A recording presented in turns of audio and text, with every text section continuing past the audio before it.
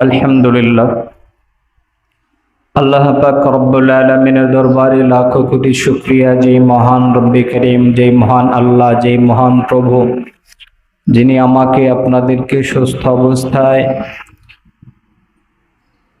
এমন হালতে আমাদেরকে একত্রিত হয়ে বসার তৌফিক দিয়েছেন, যে সময় গোটা বাংলাদেশের মানুষ প্রচন্ড গরমে সকলে অতিষ্ঠ, ধৈর্যহারা হয়ে পড়েছে, যে সময় আল্লাহ তাআলার গজবে আমরা এখন বেষ্টিত আছি।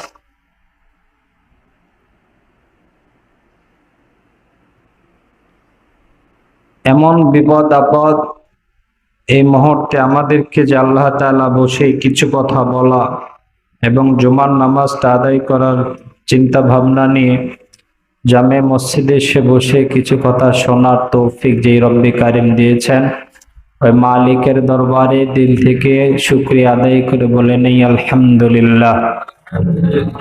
আরো একবার জোরে সরে বলি আলহামদুলিল্লাহ। সবাই বলেন রব্বানা লাকাল হামদ হামদান কাসীরান তাইয়িবান মুবারাকান ফীহি। আলহামদুলিল্লাহ, জোরে বলেন আলহামদুলিল্লাহ। শুকরিয়া আদায় করলে খুশি হন কে? আল্লাহ। শুকরিয়া আদায় করাটা ভুলে গেছি আমরা এখন। আল্লাহ তাআলা বান্দাকে 24 ঘন্টা তার নিয়ামতের মধ্যে ডুবাইয়া রাখছেন। আমরা বান্দা হয়ে আল্লাহ তাআলার 24 ঘন্টা নাফরমানির ভিতরে নিমজ্জিত আছে। কথা বলেন ঠিক কিনা? 24 ঘন্টা বান্দাকে আল্লাহ তাআলা অনেক দরদ আর মায়া মোহাব্বত করে তৈরি করেছেন, সৃষ্টি করেছেন। যেই জিনিসকে দরদ আর ভালোবাসা দেওয়া যায়, ভালোবাসা যায়, তাকে কষ্ট দেওয়া যায় কখনো? আমার কথা বোঝেন আপনারা? আপনি যাকে ভালোবাসেন, মোহাব্বত করেন, তাকে কোনো সময় কষ্ট দিতে পারবেন? জোরে বলেন, কষ্ট দেওয়া যায়? আল্লাহ তাআলা লক্ষ লক্ষ মাখলুকাত আল্লাহ তাআলা সৃষ্টি করছেন, তার ভিতরে মানব জাতিকে শ্রেষ্ঠত্ব দান করেছেন, সর্বসেরা বানিয়েছেন। সুবহানাল্লাহ। কি পরিমাণ মোহাব্বতের মানুষ আল্লাহর কাছে!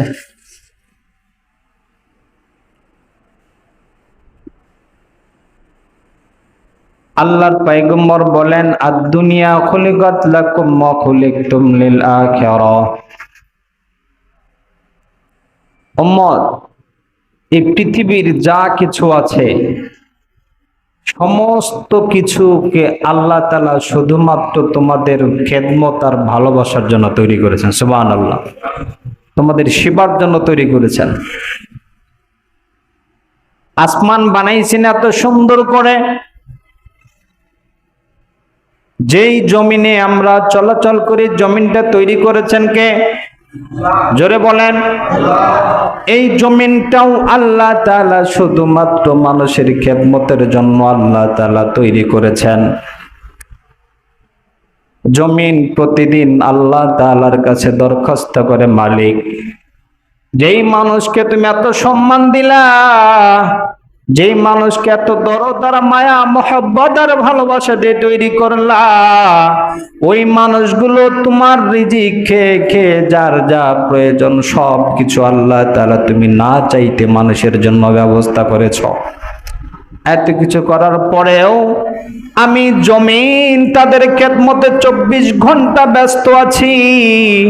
এরপরেও ওই মানুষগুলো তোমার নাজ নিয়ামত সব কিছুই ভোগ করার পর কিভাবে তোমার নাফরমানি করে, কিভাবে তোমার সাথে শিরিক করে, তোমার বিধানের লঙ্ঘন কিভাবে করে, ও মালিক, তুমি যদি আমাকে অনুমতি দাও, তোমার এই নাফরমান বান্দাদেরকে মুহূর্তের ভিতরে আমি নিজের দিকে টেনে নেব।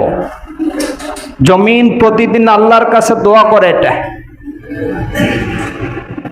আল্লাহ রাব্বুল আলামিন জমিনকে বলে দিয়েছেন, জমিন না, আমি বান্দাকে বড় মায়া মোহাব্বত করে বানাইছি, এত কিছু করার পরেও বান্দা আমার নাফরমানি করতেছে করুক। ফামাহিলিল কাফিরিনা আমহিলহুম রুয়াইদা, আমি মানুষের জন্য সুযোগ করে দিয়েছি। কোন দিন পর্যন্ত সুযোগ দিয়েছি? আল্লাহর পয়গম্বর বলেন, বান্দা যতক্ষণ পর্যন্ত যার জানটা কণ্ঠাগত না হবে ততক্ষণ পর্যন্ত বান্দার সুযোগ। বান্দা নাফরমানি করার পরেও আমি আল্লাহর কাছে যদি একবার খালেস দিলে তওবা করে, ওই বান্দার সব গুনাহ আমি আল্লাহ তাআলা মাফ করে দেই। সুবহানাল্লাহ। জমিনকে আল্লাহ তাআলা মানুষের জন্য তৈরি করেছেন। কিভাবে জমিন তৈরি করলেন আল্লাহ তাআলা? এই জমিন যদি পাথরের মতো শক্ত হতো, আমি আপনি জমিনে চাষ করতে পারতাম না। কথা বলেন ঠিক কিনা? জমিনে সারাদিন খালি পায়ে চলছে, চলার পরে পাও কোনো ব্যথা নাই, কিন্তু আপনি শক্ত পাথরের উপরে চলে দেখবেন কিছুক্ষণ হাঁটার পরে পাওটা ব্যথা করবে। তোমার যা যা নিয়ামত জমিনকে দিয়েছি সব কিছু তোমার জন্য তৈরি করেছি। এত মায়া মোহাব্বত করে তৈরি করার পরেও পৃথিবীর সব কিছু তোমার খেদমতের জন্য তৈরি করলাম, আর তোমাকে তৈরি করলাম আমি আল্লাহ তাআলার ইবাদতের জন্য। আমি আল্লাহ তাআলা তোমার সব কিছুর ব্যবস্থা করার পর কিভাবে তুমি আমি আল্লাহ তাআলার নাফরমানি করো? মা গর্রাকা বিরব্বিকাল কারীম, এমন কই আছে, কোন জিনিস আছে, কে আছে আমার ইবাদত থেকে তোমাকে গোমরাহ করে দিয়েছে? আল্লাহ তাআলা আফসোস করে বলে, তোমার সব কিছু দিলাম আমি, দেওয়ার পরে আমি আল্লাহ তাআলাকে ভুলে আছো। আমি আল্লাহ তাআলার নাফরমানি কিভাবে করো তুমি? মা গর্রাকা বিরব্বিকাল কারীম, তোমার দয়াময় রবকে কে তোমাকে ভুলাইয়া দিয়েছে? এরপরেও বান্দা যখন আল্লাহ তাআলার নাফরমানির থেকে না ফেরে, তখন মাঝে মাঝে আল্লাহ তাআলা ওই বান্দাদের উপরে কিছু বালা মুসিবতার গজব দান করে। ওই বালা মুসিবতার গজব হলো বান্দার জন্য শিক্ষা দেওয়া, বান্দার জন্য তওবার সুযোগ করে দিয়েছেন। বান্দা, আমি আল্লাহ তাআলা তোমাদের উপর রাগান্বিত আছি, মোহাব্বত করে তৈরি করেছি, ঠিক আছে, কিন্তু তোমাকে তো আমি আল্লাহ তাআলার ইবাদতের জন্য তৈরি করেছিলাম। তোমাকে তো দুর্নীতি করার জন্য বানাই নাই, আমি তো তোমাকে সুদ খাওয়ার জন্য বানাই নাই, আমি তো তোমাকে অন্যর সম্পদ দখল করার জন্য বানাই নাই। তোমাকে সব কিছুর ব্যবস্থা আমি করে দিয়েছি, যা যা প্রয়োজন, মৃত্যুর আগ পর্যন্ত যা প্রয়োজন সব কিছু তোমার ব্যবস্থা আমি আল্লাহ তাআলা তৈরি করলাম। এরপরে কোন লোভে তোমাকে পাইলো? আমি আল্লাহ তাআলার বিধান লঙ্ঘন করে তুমি সুদের সাথে জড়িত থাকো। এই গুনাহগুলো যখন নাফরমানে বেড়ে যায়, আল্লাহ তাআলা এখন যে আমাদের সবচেয়ে বালা চলতেছে, মুসিবত চলতেছে, গরম তাপ, সমাজের ভিতরে যখন জুলুম নির্যাতন বাড়ে, সমাজের ভিতরে যখন সুদের প্রভাবটা বেশি হয়, সমাজে যখন জিনার অবস্থা বেশি বাড়ে, সমাজের ভিতরে যখন আল্লাহর নাফরমানি বেশি বেড়ে যায়, তখন কিয়ামতের আগে এগুলো হবে। আল্লাহর পয়গম্বর বলে গেছেন, এইগুলো যখন সমাজে বাড়বে তখন আল্লাহ তাআলার তরফ থেকে অনাবৃষ্টি, প্রবল হাওয়া এবং জলোচ্ছ্বাসের মতো, শিডলের মতো বালা মুসিবত আল্লাহ তাআলার তরফ থেকে আল্লাহ তাআলা নাজিল করে দিবেন। নাউজুবিল্লাহ। আল্লাহ বলেন, যাহারাল ফাসাদু ফিল বাররি ওয়াল বাহরি বিমা কাসাবাত আইদিন নাস, জলে এবং স্থলে যত বালা মুসিবত আসবে আমি আল্লাহ তাআলার তরফ থেকে যা কিছু দেব, বান্দা তোমাকে তো মোহাব্বত করে বানাইছিলাম আমি তো তোমাকে শাস্তি দেওয়ার জন্য বানাই নাই, তোমার আযাবে দেওয়ার জন্য আমি আল্লাহ তাআলা বানাই নাই। এরপরে তোমাদেরকে এইগুলো কেন দেই? এইগুলো বান্দা তোমার নিজের হাতে কামাই করা, এগুলো আমাদের হাতের কামাই করা। সমাজে পাপের কাজ করে কয়েকজন, কিন্তু এর যখন আযাব আসে সমস্ত গোটা জাতি, এমনকি পশু পাখি যাদের কোনো হিসাব নাই, এরাও আযাবের শাস্তি ভোগ করে। আমাদের এই সমাজ সকলে খারাপ, কথা কয় না, সমাজের সকলেই খারাপ। সবাই সুদ খায়, সবাই ঘুষ খায়, খায় না, অল্প কয়েকজন মানুষ, এদের কারণে সমস্ত জাতি কষ্ট পাচ্ছে। আল্লাহ এগুলো দিয়ে সিগন্যাল দিচ্ছে, বোঝাইতেছেন বান্দা এখনো সময় আছে, তওবা করো, ফিরে আসো আমি আল্লাহ তাআলার কাছে। যদি তওবা করো, খালেস দিলে তওবা করবা, তোমার তওবার অনুতপ্ত হওয়ার সাথে সাথে তোমার কৃতকর্মের সব গুনাহ মাফ করে দেবে। সুবহানাল্লাহ। আমার ভাইরা, যেই পরিমাণ তাপদাহ এখন চলছে, গরম, বাংলাদেশের বিভিন্ন আনাচে কানাচে, বিভিন্ন জেলায়, বিভিন্ন স্থানে সালাতুল ইস্তিসকা অর্থাৎ বৃষ্টি প্রার্থনার নামাজ আদায় করছে আল্লাহওয়ালারা। আমাদের শিবালয়ের ভিতরে 7 এবং 8 নং ওয়ার্ড ইমাম পরিষদের তরফ থেকে হয়েছে, আজকেও হয়েছে।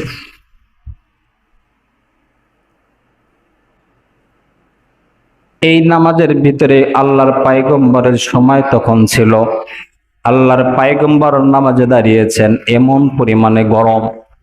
মদিনার সমস্ত মানুষ আল্লাহর পয়গম্বরের দরবারে উপস্থিত। পয়গম্বর, আল্লাহ তাআলার কাছে একটু দরখাস্ত করেন, আল্লাহ তাআলা যেন আমাদের বৃষ্টির ব্যবস্থা করে দেয়। সমস্ত মদিনার মাটিগুলো ফেটে চৌচির হয়ে যাচ্ছে, পশু পাখি সব কিছু কষ্ট পাচ্ছে, আমরাও কষ্ট পাচ্ছি। আপনি তো আহকামুল হাকিমিনের হাবিব, আপনি আল্লাহ তাআলার বন্ধু দোস্ত, আপনি আল্লাহর কাছে দরখাস্ত করেন, আল্লাহ তাআলা আপনার দোয়া কখনো ফিরাইয়া দেবেন না। সমস্ত মানুষদেরকে নিয়ে আল্লাহর পয়গম্বর দোয়া করলেন আল্লাহর কাছে। এমন পরিমাণে আল্লাহ তাআলা বৃষ্টি দিয়েছেন, বৃষ্টি আর বন্ধ হওয়ার কোনো নাম নাই। যেই মানুষগুলো পয়গম্বরের দরবারে এসেছে, পয়গম্বর বৃষ্টির জন্য দোয়া করেন, তারাই বলতেছে, হাবিবুল্লাহ, আপনি আল্লাহর কাছে দরখাস্ত করেন, আল্লাহ তাআলা যেন আমাদের এমন পরিমাণ এই বৃষ্টি দেওয়ার জন্য, এমন বৃষ্টি দেয় যে বৃষ্টি আমাদের জন্য উপকারী। দোয়া করেছেন, পরে বৃষ্টি যতটুকু প্রয়োজন ততটুকু ব্যবস্থা করেছেন। সুবহানাল্লাহ। সালাতুল ইস্তিসকা পড়লে আল্লাহ তাআলার তরফ থেকে বৃষ্টি বর্ষণ হয় সাথে সাথে। গত 2 দিন 3 দিন যাবত চলছে, তো চলছেই, বৃষ্টির কোনো নাম নাই। তার মানে এই না যে আমাদের দোয়ার ভিতরে সমস্যা, আমাদের দোয়ার সমস্যা নাই। আমরা যারা আছি পাপের কাজ অনর্গল করেই যাচ্ছে, এখান থেকে তওবার কোনো নাম নিশা নাই। কথা বলেন ঠিক কিনা? আপনি গুনাহ করবেন, আল্লাহর কাছে রহমত চাবেন, এটা কখনো সম্ভব না। সালাতুল ইস্তিগফার মূল কথা হলো আল্লাহর কাছে তওবা করা, এমন ভাবে ফাঁকা ময়দানে উপস্থিত হওয়ার জন্য শূন্য, সাধারণভাবে। কারণ আমি অপরাধী, আমি অপরাধ করেছি আল্লাহর দরবারে, আল্লাহর কাছে ক্ষমা চাওয়ার জন্য যাব। কেন ক্ষমা করবে আল্লাহ তাআলা? এই কারণে ক্ষমা করবে, আল্লাহ আমার অতীতের যা গুনাহ করেছি তওবা করার জন্য এই ফাঁকা ময়দানে এসেছি, যেই জায়গাতে প্রচন্ড রোদ, এই রোদের ভিতরে বসে মাথায় কোনো ছাতা নাই, এত কষ্ট করে ধৈর্য ধারণ করে খুতবা শুনেছি, দোয়া করেছি, একটাই মাত্র চাওয়া আমাদের, আল্লাহ আমাদের গুনাহগুলো মাফ করে সমস্ত প্রাণীকুলকে রহমতের বৃষ্টি দ্বারা তুমি উপকৃত করো, এটাই দরখাস্ত। অনেকেই বলে, আজকে বলছে একজন, হুজুর এত কষ্ট করে বৃষ্টির জন্য দোয়া করলেন, অথচ বৃষ্টির কোনো নাম না, রোদ দেশার বেশি দেয়। আল্লাহ রহমত তো দেবেন, কিন্তু আমাদের সমাজ থেকে এই গুনাহের কাজগুলো থেকে ফিরে আসতে হবে। যেই সমাজের বড় থেকে ছোট, সমস্ত উপর পর্যায়ে থেকে নিচু পর্যায়ের ক্ষমতাধর যারা আছে, রাষ্ট্র থেকে শুরু করে, বিশেষ করে ওই সমস্ত রাষ্ট্রে আল্লাহ তাআলা গজব দেয় যে রাষ্ট্রপ্রধান থেকে শুরু করে দুর্নীতিতে জড়িত থাকে। আমাদের বাংলাদেশের অবস্থা এখন একদম রাষ্ট্রপ্রধান থেকে শুরু করে অফিসের কেরানি পর্যন্ত, এলাকার ওয়ার্ড মেম্বার, সাধারণ যে কি বলে ডেকে, আরে চৌকিদার, গ্রাম পুলিশ, এই পর্যন্ত দুর্নীতিতে জড়িত। দুর্নীতির ফেরার কোনো সুযোগ নাই। আলেম ওলামারা দোয়া করে কপাল ঘা করে ফেললেও আল্লাহর রহমতের দূরে জোশ খাচ্ছে না। আল্লাহ আমাদেরকে বুঝদান করেন, সবাই বলেন আমিন, জোরে বলেন আমিন। এই জন্য বলছিলাম, যদি কোনো বান্দা অপরাধ থেকে যদি ফিরে আসে, বান্দার আগের সব গুনাহ আল্লাহ তাআলা মাফ করে দেয়। আল্লাহর পয়গম্বর বলেন আত্তাইবু আন যামবি কামান লা যামবা লাহু। বান্দা যখন নিজের কৃতকর্মের গুনাহ থেকে তওবা করে, একজন জিনাখোর 100টা খুন করার পরেও খুনিকেও আল্লাহ তাআলা তওবার ওসিলায় মাফ করে দিয়েছেন। সুবহানাল্লাহ। জান্নাতি ঘোষণা করে দিয়েছে। বনি ইসরাইলের এক যুবক, সবচাইতে বড় সন্ত্রাস, খুনি, অন্যায়ভাবে 99টা খুন করেছে। খুন করার পরে ভিতরে অনুতপ্ত আসছে, হায় আমি যে কিছুদিন দুনিয়ার জমিনে থাকবো, এইখান থেকে আমার তো একদম মৃত্যু হবে। যখন মৃত্যু হবে, মৃত্যুর পরে যে আলেম ওলামাগণ যেই নসিহত করেন, মৃত্যুর পরে জবাব আমাদেরকে আল্লাহর কাছে দিতে হবে কিনা? জোরে বলেন, মৃত্যুর করে হিসাব দিতে হবে কিনা? যুবকের মাথায় চিন্তা, মরণের পর আমার কি হবে, কি হবে? আল্লাহ কি এমন কোন ব্যবস্থা রাখে নাই যেই ব্যবস্থা থেকে তওবা করলে আল্লাহ তাআলা মাফ করে দেবে? এই লোক খোঁজার জন্য, নিজের তওবার রাস্তা খোঁজার জন্য বের হয়েছেন রাস্তা। সামনে একজন পাদ্রীর সাথে দেখা। পাদ্রীকে জিজ্ঞাসা করেছে, আমি 99টা খুন করেছি, যেই খুনগুলোর কোনো অন্যায়ভাবে খুন করেছি, তাদের কোনো অপরাধ ছিল না, আমাকে ক্ষমার কোনো ব্যবস্থা আছে কিনা? আল্লাহ আমাকে মাফ করবে কিনা? পাদ্রী বলতেছে, না না, এত বড় নাফরমানকে আল্লাহ তাআলা মাফ করবে না। অপরাধ শোনার সাথে সাথে ওই যুবক চিন্তা করছে, 99টা খুন করেছি তো করেছি, আর একটা খুন করে 100টা পূর্ণ করে দেই। পাদ্রীকেও খুন করেছে। হাদিস থেকে বর্ণনা করছে। এরপরে খুন করার পরে ভিতরে ছটফট শুরু হয়ে গেছে, কিভাবে মুক্তি পাবো, মুক্তির রাস্তা খুঁজছেন। সামনের দিকে পথ চলতেছে, পথ চলতে চলতে কিছু মানুষের সাথে দেখা, তাদেরকে বলতেছে, আমি এতগুলো অপরাধ করেছি, মুক্তির কোনো ব্যবস্থা আছে কিনা? ওই লোকগুলো বলে দিচ্ছে, ওই সামনের মহল্লায় আপনি যান, ওই জায়গাতে একজন আল্লাহওয়ালা আছে, ওনার কাছে গেলে অবশ্যই আপনাকে এই গুনাহ থেকে মুক্তির কোনো রাস্তা খুঁজে বের করে দেবে। যুবক রওনা দিয়েছেন, আল্লাহর ওলির সাথে সামনে দেখা। যুবক এবার বলতেছে, আল্লাহওয়ালা, আমি 100টা খুন করেছি, খুন করার পরেও আল্লাহর দরবারে যদি মাপ চাই, আল্লাহ তাআলা মাফ করবে কিনা? ভাই, অপরাধ থেকে মুক্তির কোনো ব্যবস্থা আমার জন্য আছে কিনা? আল্লাহওয়ালা বলতেছে, শোনো, তুমি যেই পরিমাণ খুন করো না কেন, তোমার গুনাহ যদি পাহাড় পরিমাণ হয়, আল্লাহ তাআলার দয়ার রহমত আকাশ পরিমাণ। তুমি যেই পরিমাণ অন্যায় করবা, তার চেয়ে ক্ষমার পরিমাণ আল্লাহর সবচেয়ে বেশি। তুমি শুধু আল্লাহর কাছে তওবা করো, আল্লাহ তাআলা তোমার জীবনের সমস্ত গুনাহগুলো মাফ করে দেবে। তবে একটা কথা মনে রেখো, তুমি যেই মহল্লায় থাকো, ওই মহল্লায় আর ফিরে যাওয়া যাবে না। কেন? তোমার মহল্লার আশেপাশের মানুষগুলো সকলেই অপরাধী, সকলেই খুন খারাপের সাথে জড়িত। ওইখানে গেলে পরিবেশে তোমাকে আবার খুন করাবে। ওই মহল্লায় যাওয়া দরকার নাই, এই সামনে মহল্লা যেটা আছে এখানেই থাকো, ওই মহল্লায় চলে যাও। নিজের গুনাহ থেকে অনুতপ্ত হয়ে, গুনাহ থেকে কবরের চিন্তা মাথায় আসার কারণে তিনি ওই মহল্লার দিকে রওনা দিয়েছেন। কিছু দূর যাওয়ার পরে মালাকুল মউত সামনে হাজির। মালাকুল মউত সালাম দিয়েছেন, কোথায় যাও? ওই মহল্লায় যাই, আর যাওয়া যাবে না, এখান থেকে তোমার জান কবজ করার সময় এসে গেছে, আল্লাহ তাআলার হুকুম এটা। যুবক তারপরে পিছু ছাড়ে নাই, উনি অস্থির হয়ে পড়ে গেছেন। পড়ে যাওয়ার পরে ও হামাগুড়ি দিয়ে 1 থেকে 2 হাত সামনে যাওয়ার পরে মালাকুল মউত রূহটা কবজ করে নিয়ে চলে গেছে। জাহান্নামের ফেরেশতা যারা আছে, এরা ওই রূহ নিয়ে টানাটানি, জান্নাতের ফেরেশতারাও রূহ নিয়ে টানাটানি। সুবহানাল্লাহ। জাহান্নামী যারা, এরা বলতেছে, শোনো, এই যুবক 1টা 2টা নয়, 100টা খুন করেছে, সারাটা জীবন গুনার ভিতরে কাটিয়ে দিয়েছে। যেই বান্দা গুনার ভিতরে কাটায়, ওই বান্দাকে আল্লাহ তাআলা জাহান্নামে দেবেন, আল্লাহ তাআলার বিধান। ফেরেশতা যারা জান্নাতের থেকে যারা আসে, এরা বলতেছে, শোনো, ওই বান্দা তওবা করেছে, তওবা করার জন্য তো যাচ্ছে সামনের দিকে। যেহেতু তওবা করেছে, আল্লাহ তাআলা তওবাকারীকে মহব্বত করেন, ভালোবাসেন।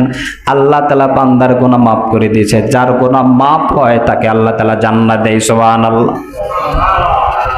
দুই ফেরেশতার রূহ নিয়ে টানাটানি কোন দিকে নিয়ে যাবে? প্রসিদ্ধ ঘটনা আপনারা সকলেই জানেন, তারপরে বলছে এই কারণে এইখান থেকে বোঝার আছে।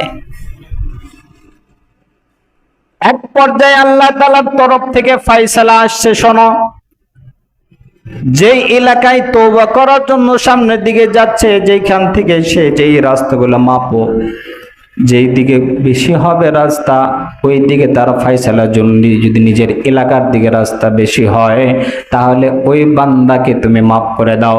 এলাকার রাস্তা যদি কম হয়, সামনের রাস্তা যদি বেশি হয়, তাহলে ওই বান্দাকে তুমি ক্ষমা করে দাও। যেই মহল্লা থেকে আসে ও রাস্তা কম, যেই দিকে যাইতেছে ওই রাস্তা বেশি, তাহলে বান্দা জাহান্নামে। যেই দিকে যাইতেছে তওবা করার জন্য রাস্তা যদি কম হয়, যেদিক থেকে আসে রাস্তা বেশি হয়, তাহলে সে জান্নাতে। হাদিসের ভিতরে এসেছে, আল্লাহর পয়গম্বর বর্ণনা করেন, ওই বান্দা যেই মাটিতে পড়ে যাওয়ার পর হামাগুড়ি দিয়ে 1 থেকে 2 গজ সামনে গেছে, মেপে দেখা গেছে ওই দিকে 1 থেকে 2 গজ জান্নাতের দিকে বেশি চলে গেছে। সুবহানাল্লাহ। আর এক বর্ণনা আছে, আল্লাহ তাআলা জমিনটাকে লম্বা করে দিয়েছে, ওই দিকে ছোট করে দিয়েছে। তো আল্লাহ তাআলা আমাদেরকে যে আযাবের ভিতরে এখন রাখছে, আমাদের অনেক কল্পনাও নাই।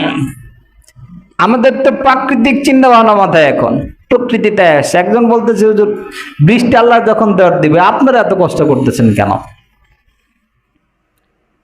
ইসলামের যে শিয়ারগুলো হয়, ইসলামের প্রতীক যেগুলো বহন করে, যেমন মাথার টুপি, পাগড়ি, মুখে দাড়ি, এগুলো ইসলামের প্রতীক, শিয়ার। যারা বলেন ইসলামের প্রতীক এগুলো। 5 ওয়াক্ত নামাজ পড়া বিধানকার, জোরে বলেন একটা তাকবীর দেন, লিল্লাহি তাকবীর। 5 ওয়াক্ত নামাজ হুকুম আল্লাহ তাআলার, মুয়াজ্জিন আযান দেবে আল্লাহ রাসূলের বিধান, রাসূলের সুন্নাত।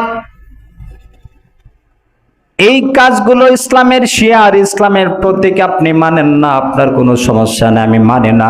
কিন্তু এইগুলো নিয়ে যদি কটাক্ষমূলক যদি কোনো কথা বলে, ওই বান্দার ঈমান থাকবে না, কাফের মোরতাদ হয়ে যাবে। শুধু মোরতাদ হবে তাই না, ওর বউ যদি থাকে বউটা তালাক হয়ে যাবে। এরপরে যতগুলো সন্তান জন্ম নেবে, নতুন করে কালিমা পড়ার আগ পর্যন্ত সবগুলো সন্তান জারজ সন্তান হিসেবে রূপ নেবে। যেন তেন জিনিস না, মুখের জবান যা আছে বলে দিলাম আমি। আল্লাহ আমাদেরকে হেফাজত করেন, জোরে বলেন আমিন। ইসলামের কোন প্রতীক নিয়ে মাথায় টুপি আছে, কি পরে আছে? মুয়াজ্জিন সাহেবের কোনো কাম নাই, খালি সময় লেগ মান পরের বাড়ি দেখায় আর আজান দেয়। এই সবগুলো কথা ঈমান চলে যাওয়ার কারণ। আল্লাহ আমাদেরকে হেফাজত করেন, জোরে বলেন আমিন। এই কথাগুলো কারা বলে? যাদের পেটের ভিতরে হারাম বেশি, যাদের পেটে হারাম বেশি, হালালের ছিটে ফোটা নাই। কারণ হালাল নূর, হালাল উপার্জন এগুলো কি নূর, হারাম এগুলো অন্ধকার, জুলুম। অন্ধকার থেকে অন্ধকারের কথাগুলোই বের হবে। নূর যাদের পেটে আছে, অন্তরে আছে, তাদের থেকে বাজে কোনো মন্তব্য বের হতে পারে। জোরে বলেন আল্লাহ আমাদেরকে হেফাজত করে, জোরে বলেন আমিন। তো বলছিলাম যে আযাবের ভিতরে এখন আমরা আছি। আমরা যদি এখনো খালেজ দিলে তওবা করি, অন্তত পক্ষে আমাদের মহল্লায় আল্লাহ তাআলা বৃষ্টি দিতে পারেন। কথা বলেন, পারেন কিনা? জোরে বলেন পারেন কিনা? এমন আল্লাহর ইবাদত আমরা করে না যে আল্লাহ তাআলা পারে না। আমরা তো ওই আল্লাহ তাআলার ইবাদত করি যে আল্লাহ তাআলা পিতা ছাড়া সন্তান জন্ম দিতে পারেন। আমরা তো ওই আল্লাহ তাআলার ইবাদত করি যে আল্লাহ পিতাও নাই মাতাও না, আল্লাহ তাআলা বাবা হিসেবে তৈরি করেছেন, মানুষ সৃষ্টি করেছেন। সব কিছুই তিনি পারেন। ইন্নাল্লাহা আলা কুল্লি শাইইন কাদির। নিশ্চয়ই আল্লাহ রাব্বুল আলামিন সমস্ত ক্ষমতার অধিকারী। কথা বলেন ঠিক কিনা? সমস্ত ক্ষমতার মালিক কে? জোরে বলেন ক্ষমতার মালিক। ইবাদত করতে হবে কার? আল্লাহ ছাড়া গায়রুল্লাহর প্রতি ইবাদত করবেন, আপনি মুশরিক হয়ে যাবেন। আল্লাহ ছাড়া গায়রুল্লাহর প্রতি ইবাদত করবেন, মুশরিক। কবরে সেজদা দেওয়া, জোরে বলেন, শুধু হারাম না, মুশরিক হয়ে যাবে। মাজার পূজারী যারা আছেন, ইবাদত করা আল্লাহ তাআলা, ইবাদত কেটে আল্লাহ তাআলার হক, আল্লাহ হিসেবে তার হক বান্দার কাছ থেকে। বান্দার হক আল্লাহর ইবাদত করবে, আল্লাহর কাছ থেকে মহব্বত ভালোবাসা যেটা আল্লাহ তাআলা দিয়েই রাখছেন। আল্লাহ বান্দার সমস্ত হক গুলো তার জন্মের পূর্বেই দিয়ে রাখছেন, অথচ বান্দা আমরা যারা আছি এক কিছু পাওয়ার পরে বুঝি না, এমন মস্তিষ্ক বিগড়ে গেছে, আল্লাহর কুদরতি কদমে সেজদা বাদ দিয়ে মাজারে গিয়ে সেজদা দেয়। আল্লাহ আমাদেরকে হেফাজত করেন। বলছিলাম যেই সমাজের ভিতরে অন্যায়, জুলুম, শিরিক, কুফরি বেড়ে যাবে, ওই সমাজের ভিতরে আল্লাহ তাআলা গজব দেবেন, যার ভিতরে আমরা এখন নিমজ্জিত। কৃষক যারা আছে তারা বুঝতেছে কি অবস্থা। আমাদের তো চর এলাকার মানুষ, আমাদের এলাকার মেইন আবাদ হলো বাদাম। বাদামে কোনো পানির ব্যবস্থা নাই। আল্লাহর তরফ থেকে যদি বৃষ্টি হয় তো বাদামের ফলন হবে, বৃষ্টি না হলে বালিতে সব পড়ে ছারখার। ওই কৃষকগুলোর অবস্থা কি হবে? হাজার হাজার টাকা খরচ করে চাষাবাদ করছে, বৃষ্টির জন্য হাহাকার। আমরা কিছু মানুষের পাপের কারণে আল্লাহ তাআলার গজবের ভিতরে শুধু আমরা নয়, যারা নেককার মুমিন এরাও এই শাস্তির ভিতরে নিমজ্জিত আছে। কথা বলেন ঠিক কিনা? এইখান থেকে আমাদের ফিরে আসতে হবে। হালাল উপার্জনের ভিতরে যেই পরিমাণ বরকত, এইটা বলে বোঝানো যাবে না। যে পায়, যে ইনকাম করে সে বোঝে। হারামের ভিতরে কিঞ্চিত পরিমাণ শান্তি নাই, কিঞ্চিত পরিমাণ শান্তি নাই। হালালের উপার্জন দিকে একদম। রিক্সা চালক শুধু রিক্সা চালক নয়, ফরিদপুর, দিনাজপুর, রংপুর থেকে ঢাকার শহরে যারা রিক্সা চালায় থাকার কোনো বাসা থাকার জায়গা নাই। কেউ কেউ আছে সে রাত্রিটা রিক্সার উপরে ঘুমায় কাটায় দেয়, কেউ কাছে রাস্তার ডিভাইডারের মাঝখানে কাটায় দেয়, ওভার ব্রিজে কাটায় দিচ্ছে।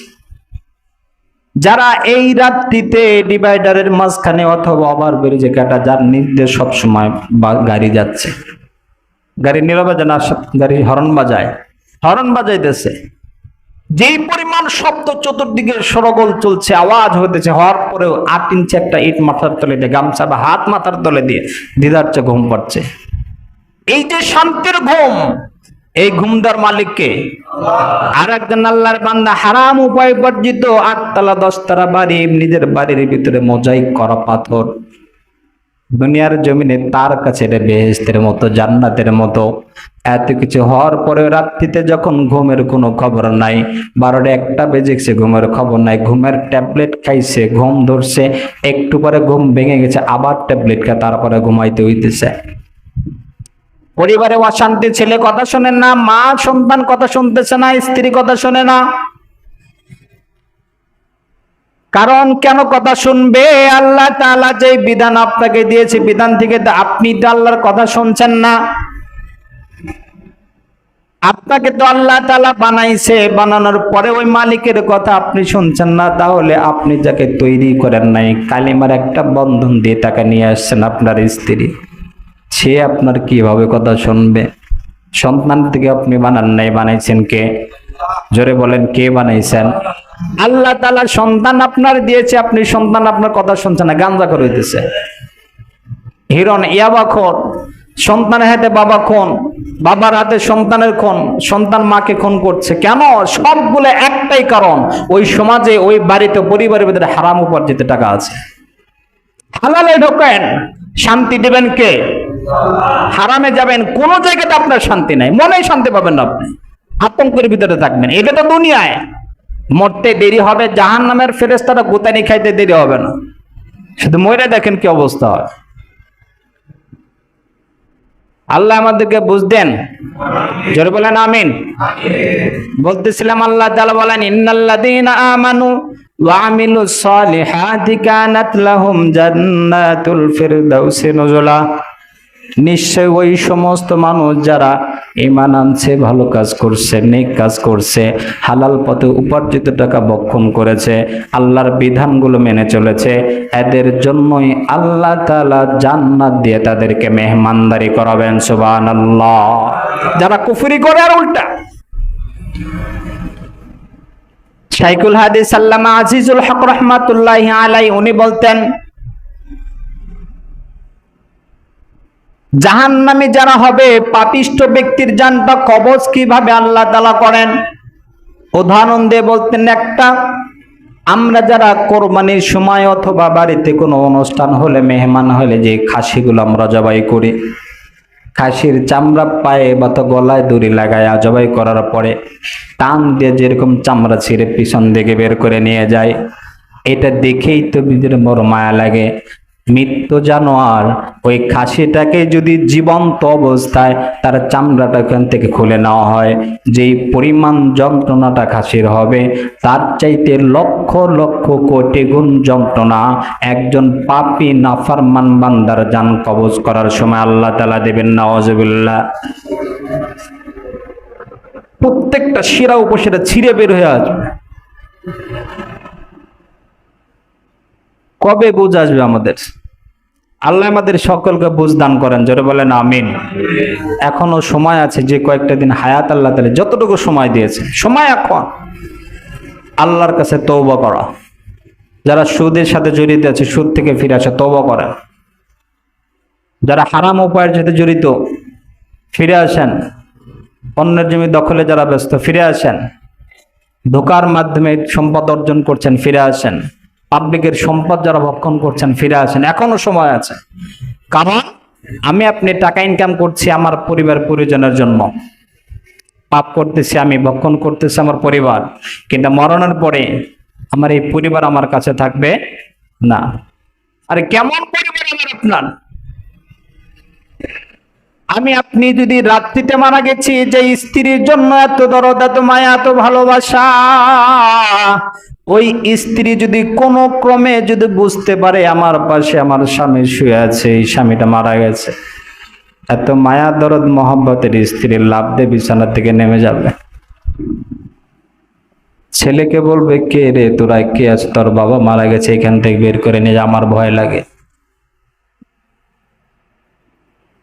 কোন দিকে যাচ্ছি, কার পিছনে দৌড়াইতেছি? এত মায়া মহব্বতের ছেলে সন্তান রাত্রিতে মারা গেছে, ঘরে রাখবে না, ওকে বারান্দায় লাশটা বের করে নিয়ে আসো, বাহিরে রাখবে। শুধু ব্যস্ততা থাকবে কখন লাশটাকে কবরে দাফন করা হবে, কখন এইখান থেকে ফিরে নিয়ে যাওয়া হবে। ও ভাই, নিজে ভেবে দেখেন, একটা মুহূর্তের জন্য আপনি যেইগুলো করে গেছেন, এত স্ত্রী ছেলে সন্তানের জন্য করে গেলাম আমি, ওই স্ত্রী সন্তান কিন্তু আমাকে তাড়ায় দেওয়ার জন্য ব্যস্ত, পরিবার পরিজন তাড়ায় দেওয়ার জন্য ব্যস্ত।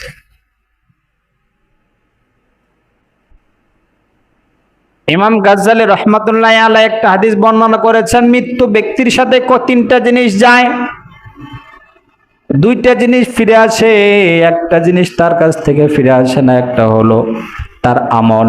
যেই দুইটা জিনিস ফিরে আসে, পরিবার পরিজন আর হলো মাল সম্পদ, এগুলো ফিরে আসে। কিন্তু কবরে যখন রেখে আসে, ওইখানে যায় শুধু আমল। মৃত্যুর পরের বর্ণনা আল্লাহ তাআলা কোরআনে কিভাবে দিয়েছেন? ইয়াউমা ইয়াফিরুল মারউ মিন আখিহি ওয়া উম্মিহি ওয়া আবিহি ওয়া সাহিবাতিহি ওয়া বানিহি।